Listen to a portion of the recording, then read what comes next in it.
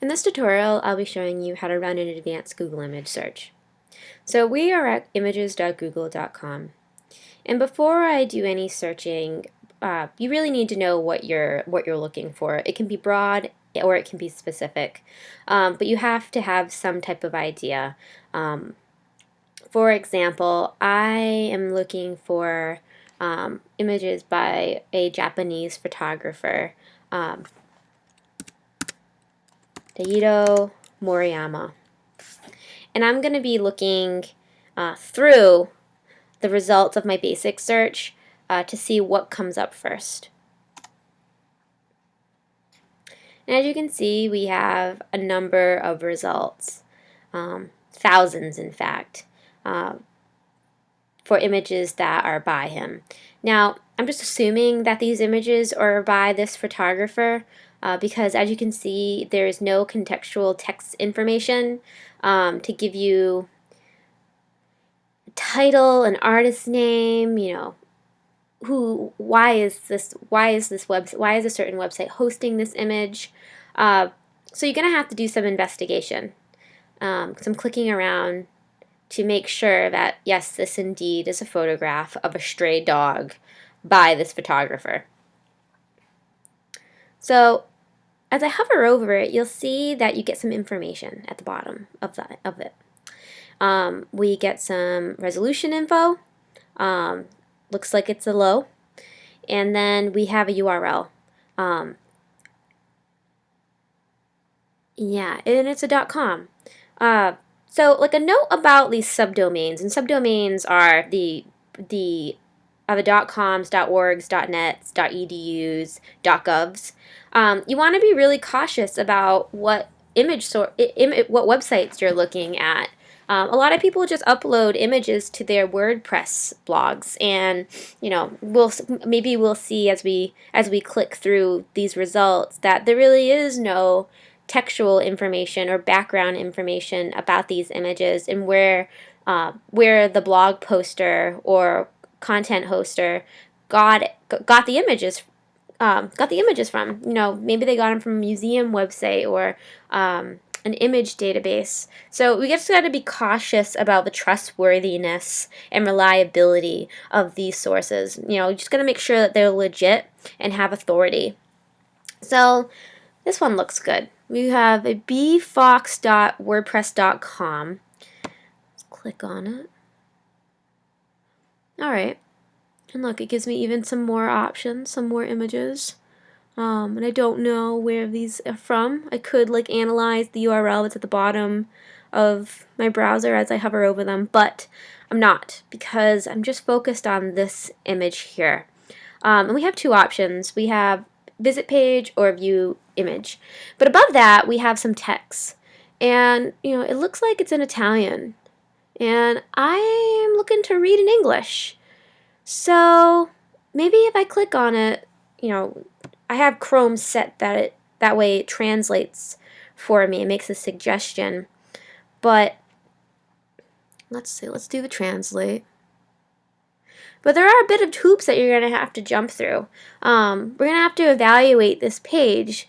There might not even be information on this specific photograph by the artist. This looks like it's an exhibition. But again, I'm looking to browse through images by this photographer and get some more detail about the photographs. Maybe the dimensions, maybe the materials, maybe a description of what the photograph is actually about. And right now, maybe it has something, maybe it doesn't. I can't really trust the translator. I'm also going to have to go in and look at the About section of this page, this website. And so it's a lot of digging that I'm going to have to go through to figure out the reliability of the resource. And it looks like most of them, here's the New Yorker, so let's click on that. New Yorker. What is the title of this image? Let me visit the page. Now look, I got an article. And articles can be useful because they could lead you down another path and give you some clues maybe to where images by this photographer are hosted or were exhibited in museums. But again, you're going to have to read through. We have some copyright information, which is really good because, you know, maybe you're going to, I mean, I don't intend on using these images on blogs or, you know, printing them out or whatever. But I'm just interested in just like looking at the artist's work and finding out some specific detail about the photographs.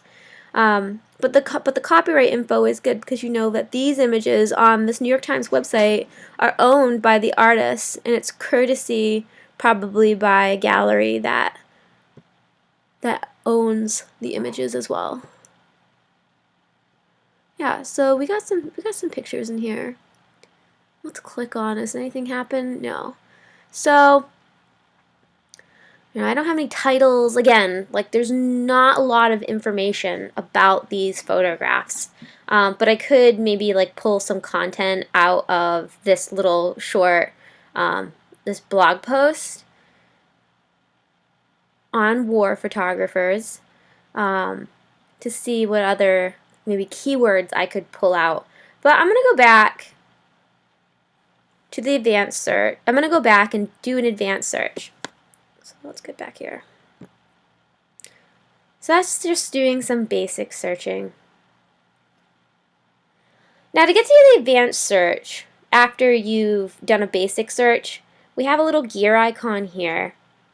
You have search settings, languages, advanced search, web history, and search help. I'm going to click on advanced search. And it saved the artist's name when I did it when I searched for him in the basic search. Well, it's finding Kyoto Moriyama. It's looking for all the words in this box. And I want to search for him as a whole artist's name. So below like all of these words, I can treat the artist's name as a phrase, so that way the search engine will look for these words together. And to the right of this box, you'll see that put exact words in quotes if you wanted to search this exact name. Well, anyway, that's all I want to search because I'm just looking for him. Photographs by him from a source that has authority.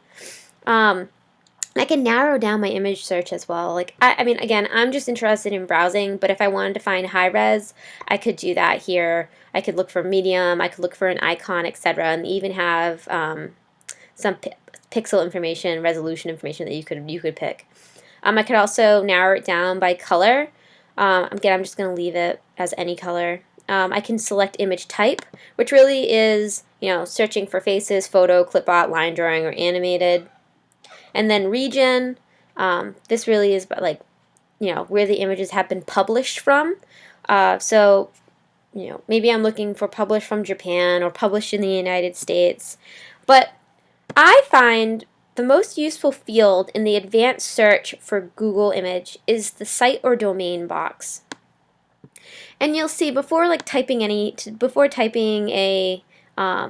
domain in there, you'll see that you can search a site, or you can limit the results to a domain like a .edu, a .org, or a .gov.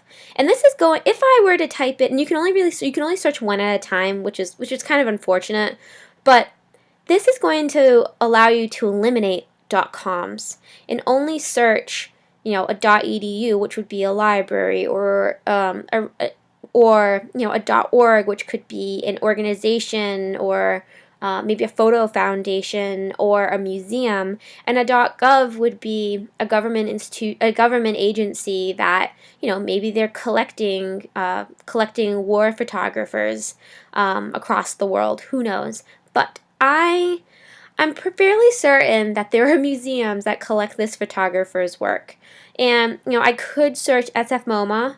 Or I could search just the .orgs. And I'm going to search SFMOMA.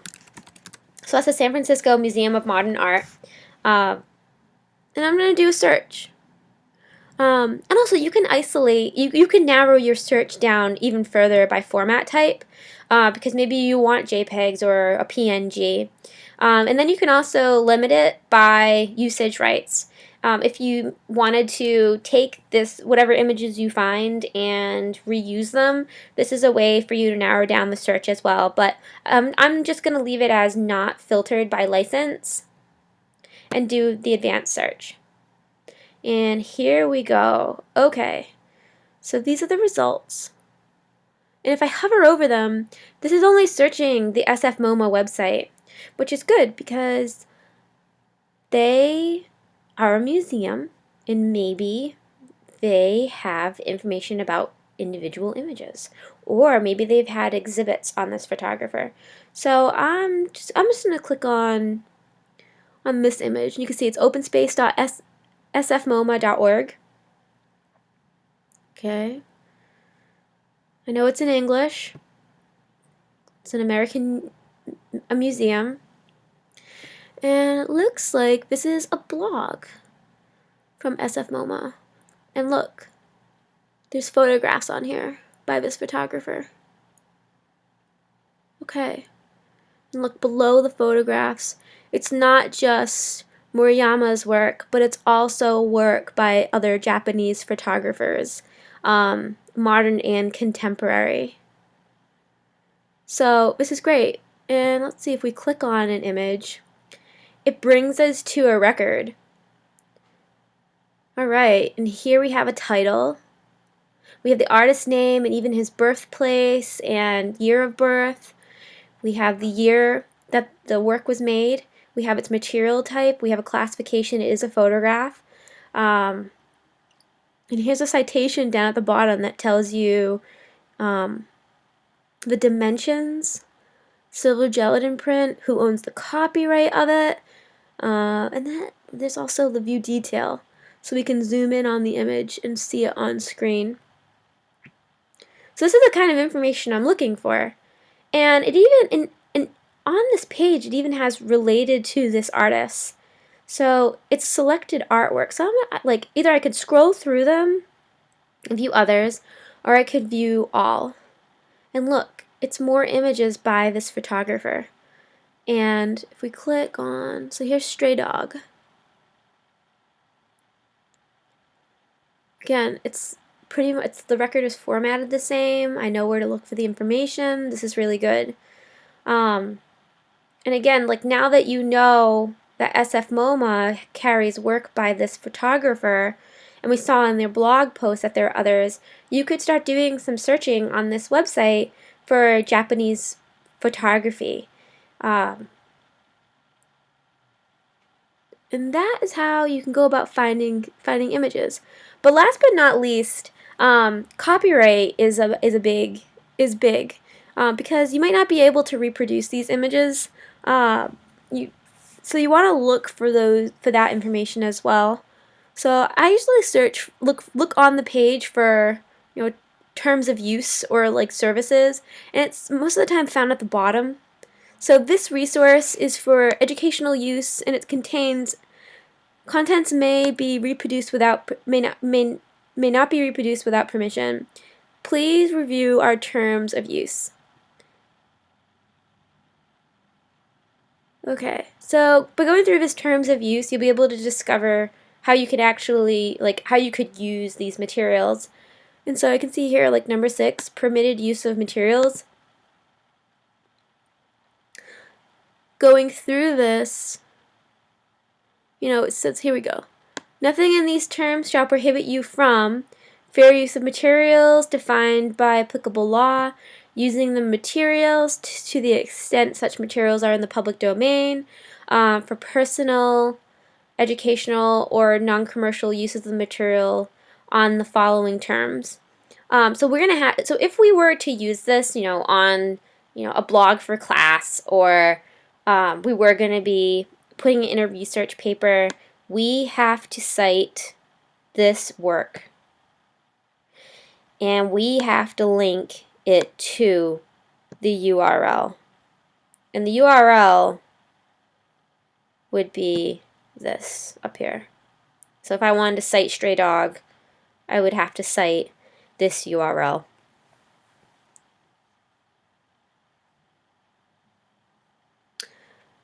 And that is how you would go, one way you would go about conducting an advanced Google search.